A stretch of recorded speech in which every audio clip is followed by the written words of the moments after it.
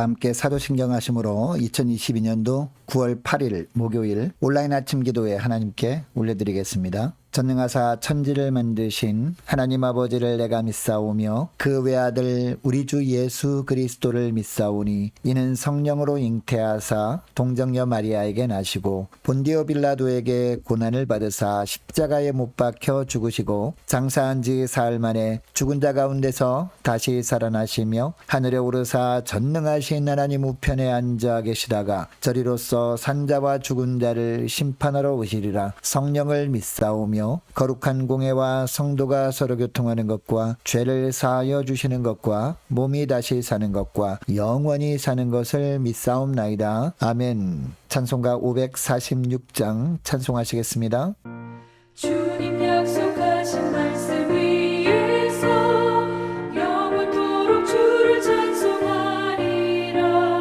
소리 높여 주께 영광 돌리며 약속 믿고 굳게 서리라.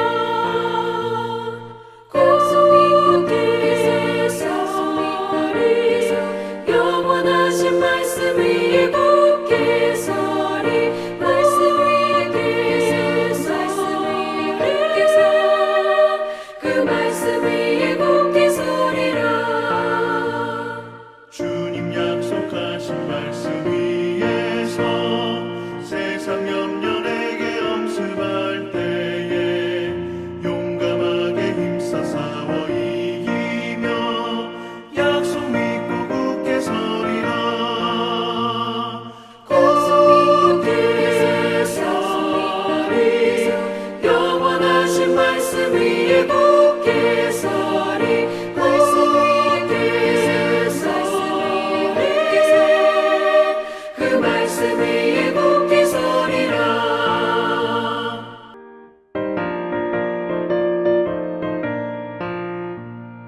주님 약속하신 말씀 위에서 영원하신 주의 사랑을 믿고 성령으로 힘써 싸워 이기며 약속 믿고 굳게 서리라.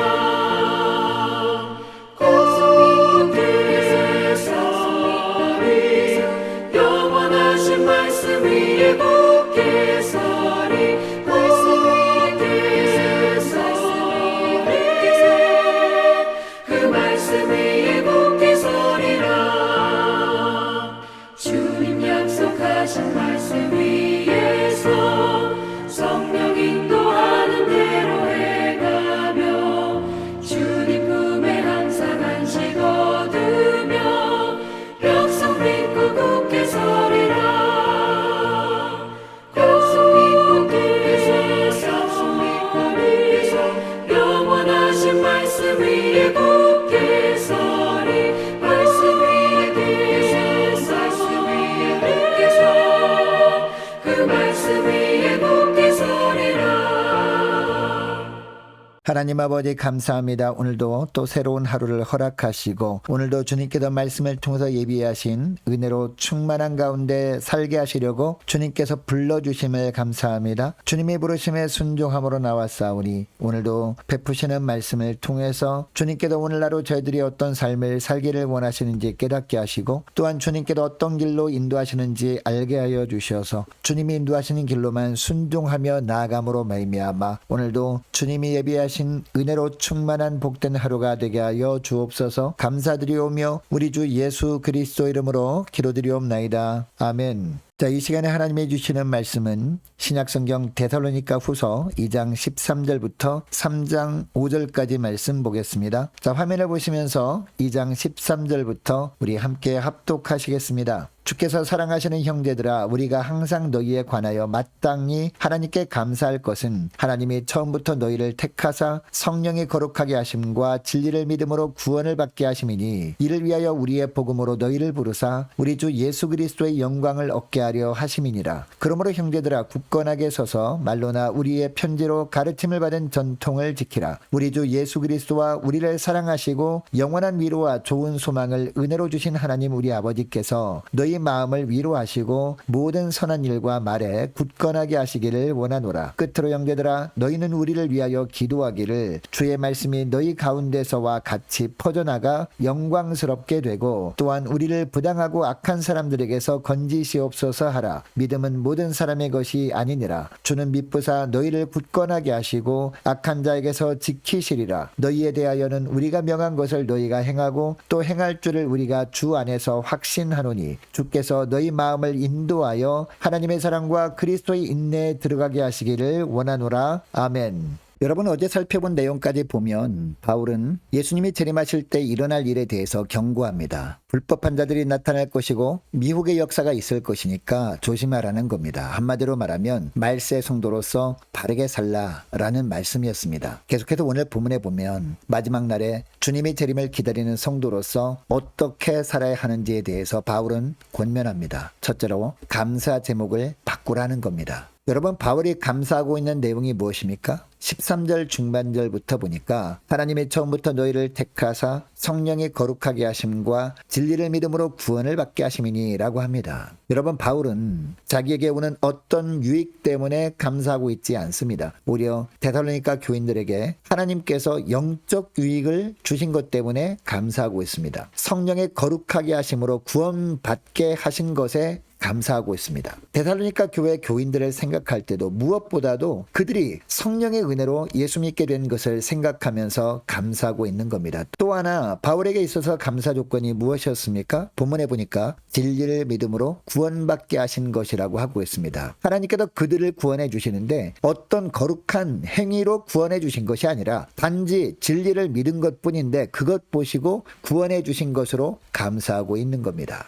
바울은 철저하게 이처럼 자기 때문에 감사하지 않았습니다. 다른 믿음의 지체들 때문에 감사했습니다. 그리고 그들이 이 땅에서 잘 되는 것 때문에 감사하지 않았습니다. 그들이 구원받은 사실 때문에 감사했습니다. 이것이 말세 성도의 삶이어야 한다라고 하고 있는 겁니다. 오늘 말씀을 기억하면서 저와 여러분의 삶을 돌아보길 원합니다. 오늘부터라도 나 때문에 감사하는 자가 아니라 믿음의 성도들 때문에 감사할 수 있는 여러분 되시기를 축복합니다. 그리고 이 땅의 것보다 성령의 은혜로 구원받은 사실, 그 구원을 선물로 주신 것으로 인해 감사하며 주님의 재림을 기다리는 저와 여러분 되시기를 주의 이름으로 축복합니다. 자, 둘째로 소망하는 것을 바꾸라 라고 하고 있습니다. 자, 17절 말씀을 보니까요. 너희 마음을 위로하시고 모든 선한 일과 말에 굳건하게 하시기를 원하노라 라고 하고 있습니다.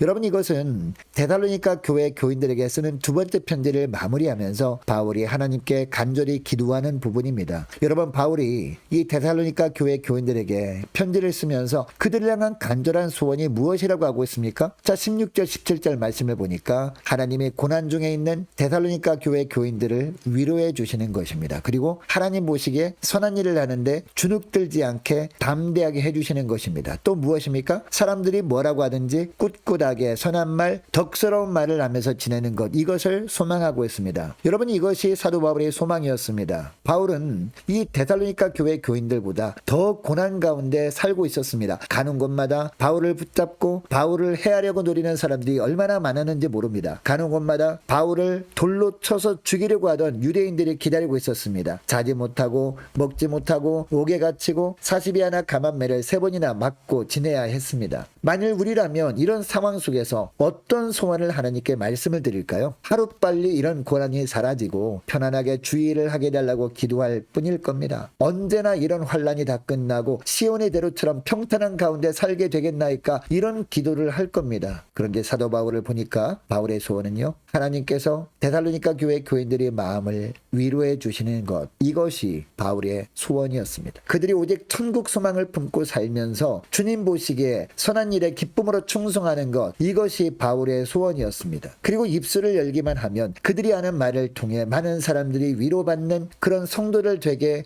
해달라고 바울은 기도할 때마다 소망하고 있습니다. 여러분 당시보다 우리가 믿음 생활하는 오늘날이 더욱 주님이 재림하실 날이 가까이 있습니다. 우리 주님이 바로 눈앞에 와 계십니다. 이것을 기억하시고 소망한 것을 바꿀 수 있는 저와 여러분 되시기를 바랍니다. 그동안 나의 유익만을 소망하면서 살았다면 이제는 믿음의 지체들이 영적 유익을 더욱 간절히 소망하며 지내시는 저와 여러분 되시기를 축복합니다. 여러분, 바울이 이렇게 감사하고 또 간절히 바라는 것들은요, 다른 사람들에게 관한 것들이었습니다. 자기에 관한 것들은요, 다른 지체들에게 기도 부탁을 하고 있습니다. 그런데 3장 1절 말씀 중반절부터 나오는 기도 부탁하는 내용을 보면 주의 말씀이 너희 가운데서와 같이 퍼져나가 영광스럽게 되고 또한 우리를 부당하고 악한 사람들에게서 건지시옵소서 하라라고 하고 있습니다. 여러분, 바울이 기도 부탁을 하는 것을 보면 그의 마음이 온통 하나님께로 가 있음을 알 수 있습니다. 성령에 온전히 사로잡혀 있다 보니까 다른 것들은 관심이 없었던 겁니다. 오직 하나님의 나라에 대한 관심만 있었던 겁니다. 어떻게 하면 내가 복음을 더욱 널리 전하는 도구가 될까? 복음을 전할 때마다 하나님의 능력이 임해서 어떤 대적들도 방해가 되지 않았으면 좋겠다. 이런 마음이 있었던 겁니다. 여러분, 이렇게 사는 것이 예수님의 재림을 기다리는 삶입니다. 이런 삶을 살기 위해서 가장 필요한 것이 무엇일까요? 다른 것이 아닙니다. 말씀에 굳건하게 서는 겁니다. 그러므로 바울 자신이 편지로 가르치는 것대로 한번 순종해 보라 라고 하고 있습니다. 신실하신 하나님께서 더욱 이렇게 하는 사람을 지키실 것이라고 말씀하고 있습니다. 그것이 3절 말씀인데요. 자, 3절 말씀 보시기 바랍니다. 주는 미쁘사 너희를 굳건하게 하시고 악한 자에게서 지키시리라. 아멘. 여러분, 오늘날 하나님은 어떤 자를 더 붙들어 주실까요? 주님은 어떤 사람을 눈동자처럼 지키실까요? 더 전심으로 주님을 찾는 자들을 더 붙들어 주십니다. 온전히 주님께 사로잡혀 사는 사람을 눈동자처럼 지키시는 주님이십니다. 이런 사람을 주님은 의인이라고 불러주십니다. 여러분, 시편 34편 15절 말씀에 보니까요, 여호와의 눈은 의인을 향하신다 라고 하고 있습니다. 그리고 그의 귀는 그들의 부르짖음에 기울이시는도다 라고 합니다. 하나님의 눈이 저와 여러분을 향하시는 축복이 늘 임하는 복된 하루가 되시기를 주의 이름으로 축복합니다. 자, 오늘 말씀을 기억하며 기도할 때 이렇게 기도했으면 좋겠습니다. 하나님